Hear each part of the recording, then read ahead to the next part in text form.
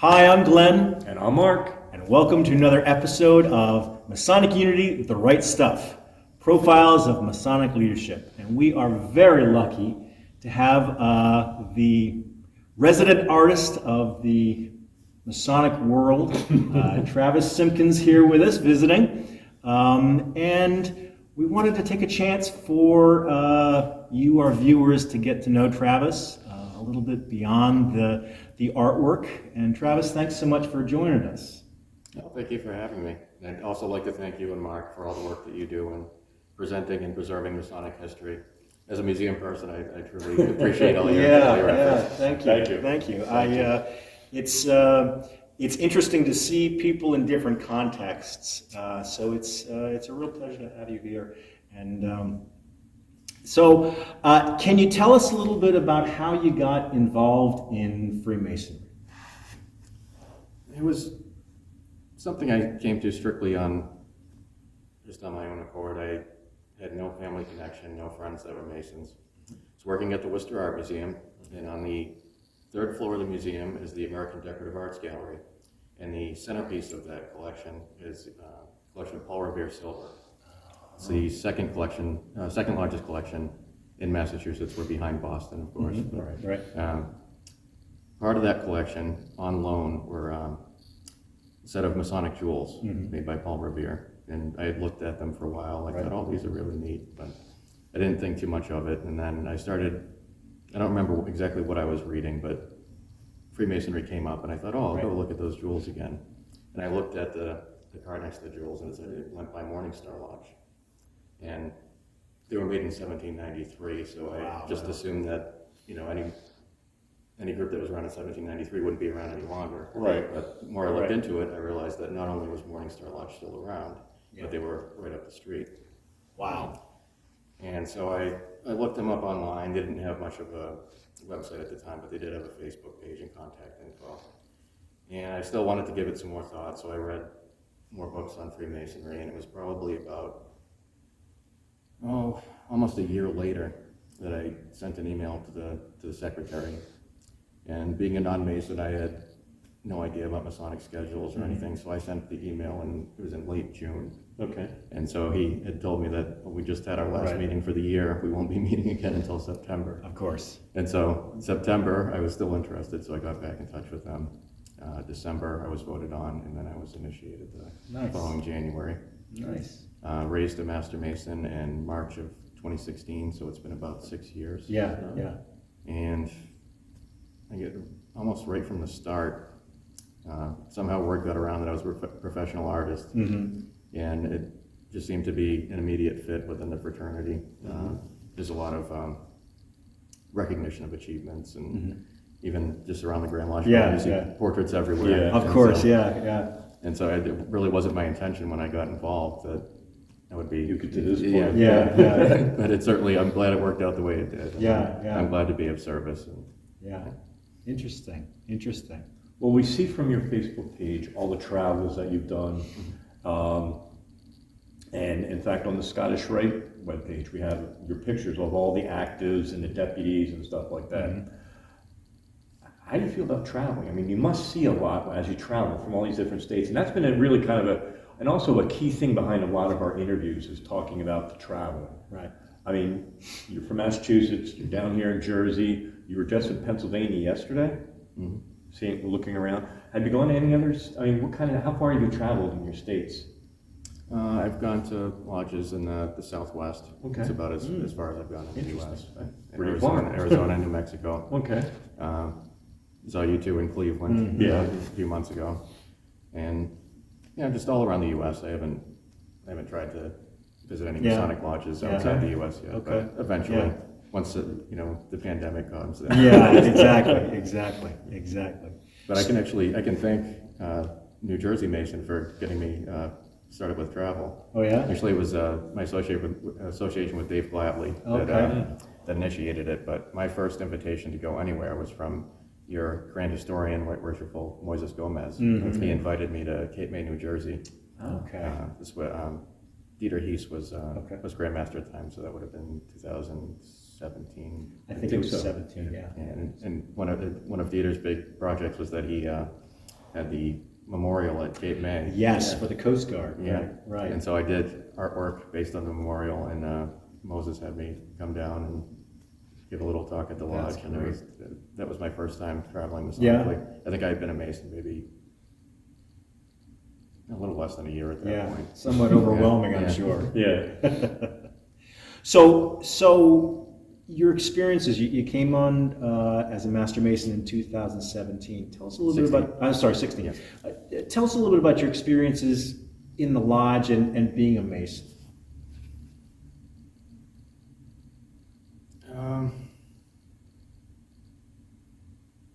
Yeah, most of my involvement right from the beginning, I got a petition for the Scottish Rite, York Rite, and so I've been involved with my Blue Lodge, Scottish Rite, York Rite, Eastern Star all along, and then involved more at the Grand Lodge level making portraits, and then at the Supreme Council level making portraits for them.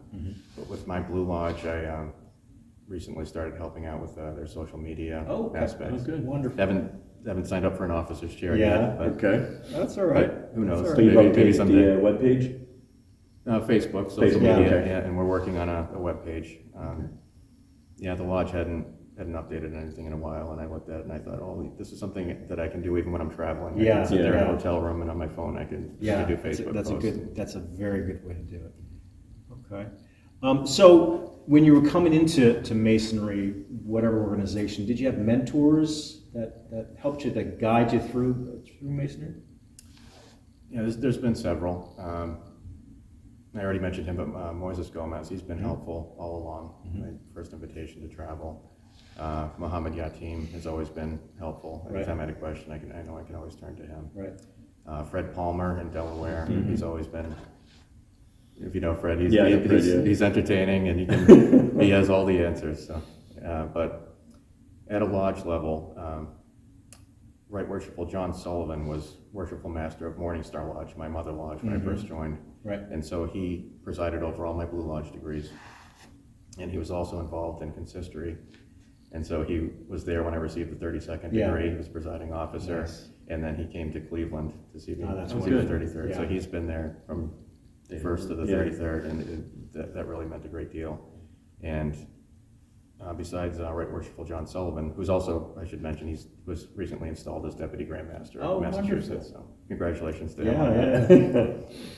Yeah. Besides Right Worshipful Sullivan, illustrious David Glatley, past Sovereign Grand Commander, he's been a really central figure in my Masonic journey. He's Wonderful. Yeah. been there all along since Yeah. 2017 onward. Since the beginning. Yeah. And it's good to see that he and Monica are relaxing in Florida. Taking now. a few Yeah. minutes to relax. Well-deserved rest. Well deserved. Exactly. I'm amazed at your artwork. I mean, it's kind of like the elephant in the room. Yeah.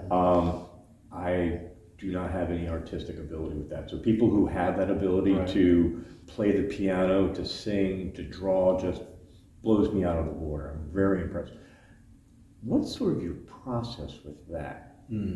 I mean, you see a person, you see a picture. What's like the first thing that you go into? I'm trying to find like your inspiration, because each one is so realistic. Yeah.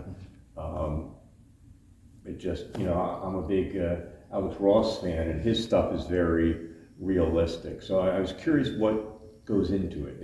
Do you start from the center point? Do you look around? What kind of is your process with that? Because you're a true craftsman. Just the physical. Just a physical thing, because you're a true craftsman with that. And that's part of what we're talking about with one of our other series is Masonic true craftsmen. People who are artistic in one way or the other.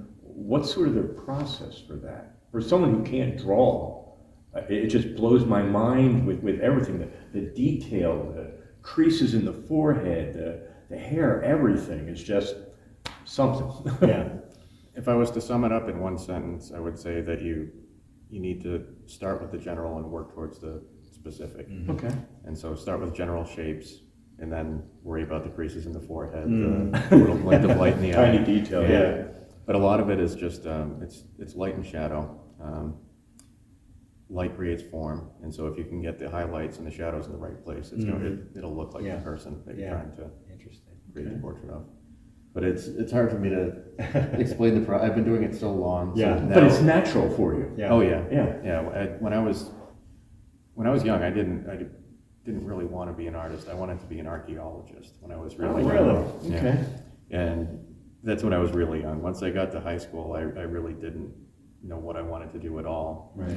And then once I got to junior, senior year, they kept telling me you need to pick a major if you're going to college. Right, yeah. And so I just thought I'll do what I know I can do, and I could always do artwork. I could always make portraits. It just can't explain it. It just always made sense to me, and I could always just do it. Wow. And so I started in college as an art major, thinking maybe at some point I'll switch to something else, something more practical.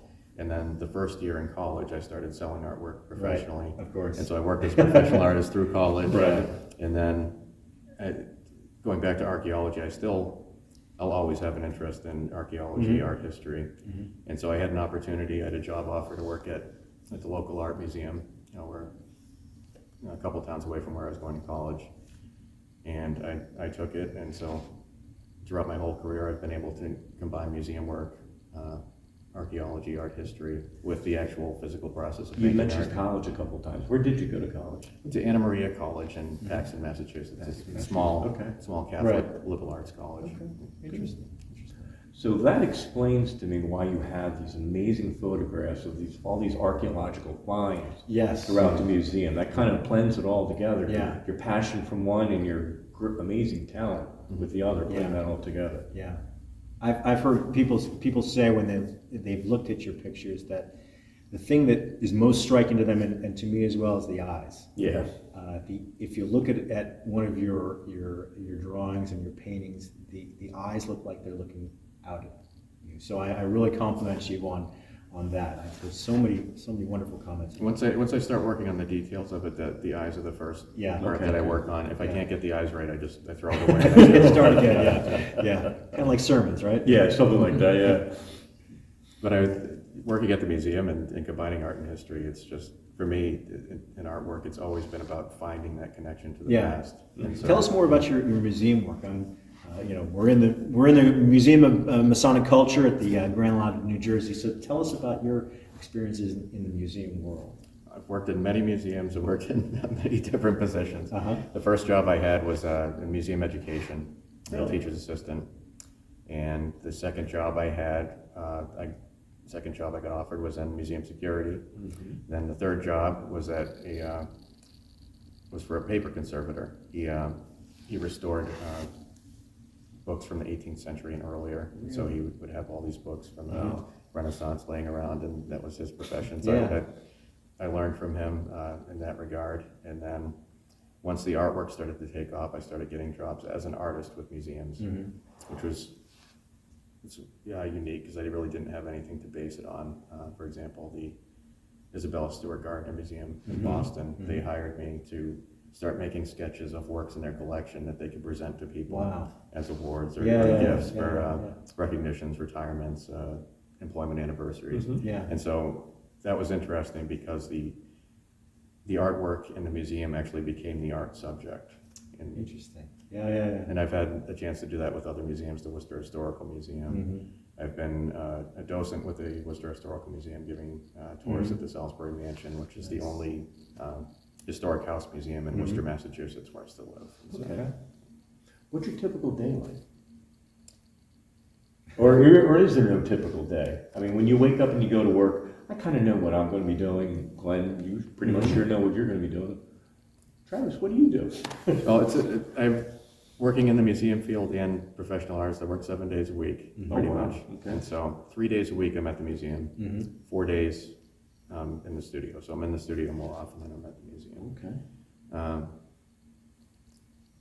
But a typical day in the art studio, I'll get up in the morning, and marketing is a big part of it. I don't have an assistant to do all that stuff for me, so I'll spend half an hour or so on social media, doing social media posts, and then I'll answer emails for probably an hour. I get a lot of emails, a lot of the same questions, costs and what's the process, how long will it take to do this, are you interested in doing that? And then the bulk of the day is just spent doing physical artwork. I paint and I draw every day. Mm-hmm. I'll always do the drawing first, Mm-hmm. because if I get oil paint or turpentine on my hands, I don't want that Yeah, getting onto understood, the yeah. paper. And so that's pretty much the routine, day in and day out, computer work, drawing, painting. Right. Okay. Still quite a full day, Yeah. 7 days a week. Do you ever do any of the designs on the computer, or is it all freehand and All the pictures I work from are digital, so I have Okay. them up on the computer Right. screen, and Okay. the computer's right next to the Okay. drafting table, and the computer's like in between the Right, drafting right, table right. and the painting easel. Okay, interesting.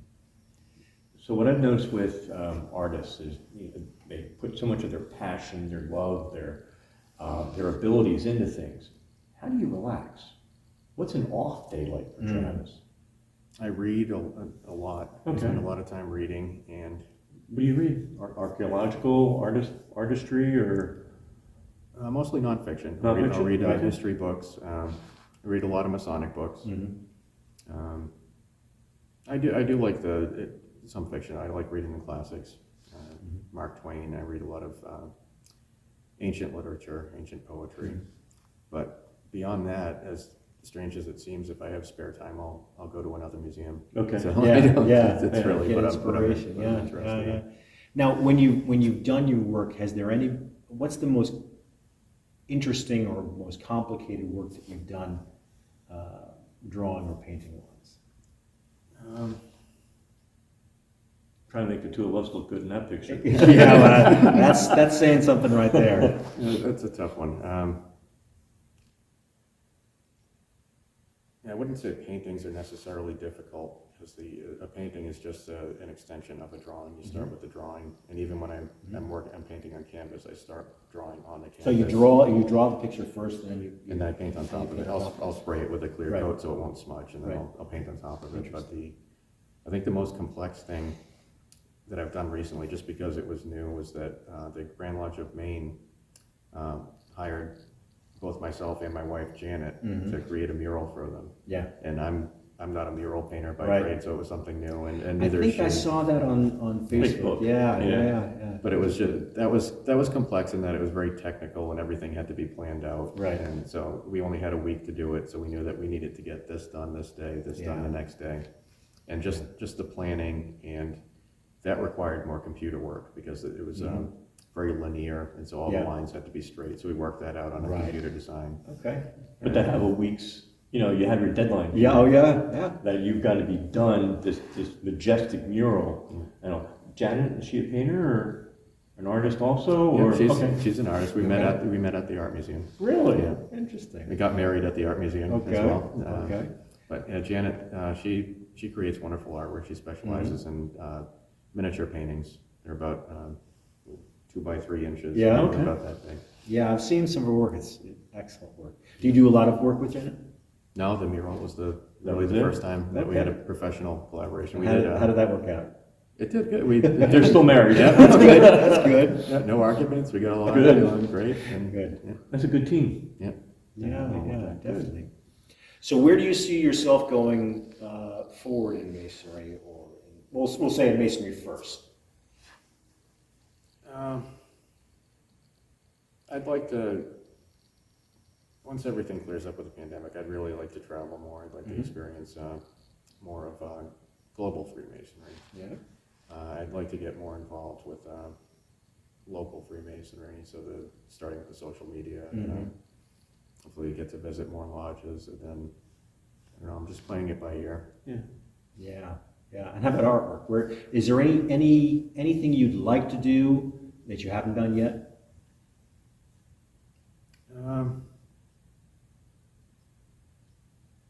Well, portraits are really my specialty, but I'd like to work on more symbolic art, and I've had some chances to do that recently. Lodge in a couple towns away from me in Auburn, Massachusetts, 2019 commissioned me to do paint the Master Mason emblems that they could actually utilize in the degree, and so I had to come up with the concept of how could these paintings be utilized in the ritual in a practical way, so that the officer delivering the ritual can just move from one painting to the next. That required Trestle board the lights that way. that required a lot of thought, and it required a lot of reading the ritual Exactly. I like Understanding it, yeah. I think in terms of growing in Masonry, learning the ritual better, I think working on more projects like that would That's help. great. Kind of like making a current tracing board. Yeah. And so that lodge, those paintings were for the third degree Master Mason Emblem lectures. And then after the unveiling, the paintings went over so well, they asked me to do the other 2 degrees for the other side of the Excellent. room. And so I'm working on those paintings now. Oh, neat. Excellent. Wow. And you're involved in the Valley of Worcester? Worcester. Okay, Yeah. and that's, I'm sorry, I'm pronouncing that completely Everybody, Worcester is usually the So how's it pronounced again? Worcester. Worcester, okay. And yeah, it's my primary valley. It's Massachusetts is a little different in that we have more valleys than consistories. Okay. And so my Valley of Worcester only goes up to the 18th degree. Okay. So to get the 32nd, I had to join the Valley of Boston as well. Okay. Interesting. And you said you're involved in York Rite as well? Yeah, Worcester has all 3 bodies of York Rite. Okay. So I went from Royal Arch to Knight Templar, and in the same temple where I got the Blue Arch degree. Interesting. Interesting. Eastern Star, which I joined with my wife. Okay. Janet, Yeah. And that actually our Eastern Star chapter meets in the same lodge room that I did the paintings for, the Master Mason. And have you done any artwork for Eastern Star yet? No, Janet does quite a Janet bit. handles Yeah. that? Okay. Okay. I did do a couple portraits for our chapter had their 150th anniversary a few months ago, and I did a couple charcoal portraits of the founders. Nice. Oh, wow. And they were used on the cover of the program. Wonderful. And Janet designed the program, so that I guess that was another collaboration. Okay, good. Now, what do you feel like you get out of art? What does that do for you? I like the process of creation, of seeing something come to fruition that I can see and no one else can. Mm-hmm. You said before, it's hard for me to talk about the process because when I look at somebody or look at a photo or something, in my mind, I can see it as a finished work of art. Yeah. And so it's still the mystery and the process of getting from seeing it in my mind and actually getting it on canvas that I enjoy. Right. The process, and then my other favorite part is seeing the reaction of people, especially if it's a portrait of a loved one. There's a lot of reaction that goes into these portraits. It's wonderful. That's wonderful. And where do you, what do you feel like you've gotten out of Freemasonry? What does Freemasonry mean to you? Being a recent member and all with that is, Yeah. what kind of effect has it changed viewpoints? How have you grown as a Freemasonry? How have you become a better man because of it? Yeah. It's helped in practical ways where I've always been an introvert, and so just dealing with more people, widening my social circle. Mm-hmm. I wouldn't use the word sheltered, but my main focus in life has been art and history, and so I've known people that are associated in those fields. Right. And once I joined the Blue Lodge, I was meeting people who were firefighters, mechanics, and finding common ground with them. Yeah. We're all on the same journey, all looking for self-improvement. That's wonderful. And so I've actually learned a lot just from talking with the brethren. People from different aspects and all. And that's part of the beauty of our craft. Yeah, it is. You'll have executives, you'll have retirees, and everything in between. Yeah, it's interesting because with these interviews, we talk to people that range the gamut of experiences, of ages, and they all seem to say the same thing. Just what you're saying. It's the chance to broaden themselves. So that's a real positive thing. Yeah. And it was also just the welcoming atmosphere too. Because like I mentioned before, I had no family, no friends at all. Mm-hmm. And so when I knocked on the door to the Masonic Lodge, I did not know a single person there. Mm-hmm. And so then being an introvert, that's kind of an that takes a intimidating lot thing. to do that. Yeah, And I was welcomed right away, and so that was really great. That's wonderful. And that actually probably my most memorable Masonic experience was the first degree, the first night. So I had waited a while to get approval that I had been voted on and elected, and I had my first degree in January, and the day of my first degree, there was a snowstorm. And so I was sitting there thinking the phone's going to ring any minute, they're going to cancel it, or they're going to postpone it. And so I never got a call. And so I texted somebody, I said, is this still on? They said, oh yeah, it's still on. Yeah. And so I like looking at snow, I like walking in snow, not a big fan of driving in it. Right. And so I left the house, and we live on a hill, I drove down the hill, I got down to the bottom, and the car started sliding a little bit. And I stopped there, and just for a second I thought, oh, what am I getting myself into? Is this really worth it? I was thinking, is anybody really going to be there who would come out in this? Yeah. And I showed up at the lodge, and it was full of people. It's wonderful. And they had all come there in a snowstorm just for my first degree. Yeah. And that was very moving. What's kind of funny is you may not look at it from their point of view, where they're sitting there going, he's going to cancel. He's not going to be able to make it tonight. We've done everything. So there's sort of that balance back and forth. Is you're waiting for your phone call for them to cancel, and they're waiting for you to say, not tonight. Yeah. So that worked out great. And we're glad you're part of the fraternity. Your pictures have basically come like a status symbol that you've made it. Yeah. That was my first reaction to Glenn Simpkins was, picture, you've made it. Yeah. No, that's wonderful. So where do you see the future? Your future in the fraternity, your future in artwork. Where do you see your future? I think the portraiture will always be there. In all honesty, I'd like to work on more projects with my wife. Okay, well, that's a good thing. Really fun. That was good Grand Lodge murals? Grand Lodge murals, symbolic paintings, but I'm so used to doing portraits, and I truly do enjoy it. There's really nothing. That's good. Yeah, there's nothing routine about it, nothing monotonous. I really do like making portraits. I'm sure everyone. If I did nothing else, different. I would be happy just making portraits. Okay. Good. Well, is there anything else you want to tell our membership before we close out? No, just thank you for having me. Well, it was wonderful to have you here, Travis.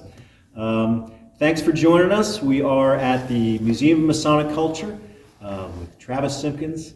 Thanks. And before you go, Don't forget to subscribe down below and leave your comments. Take care. See you later. Bye-bye. Take care.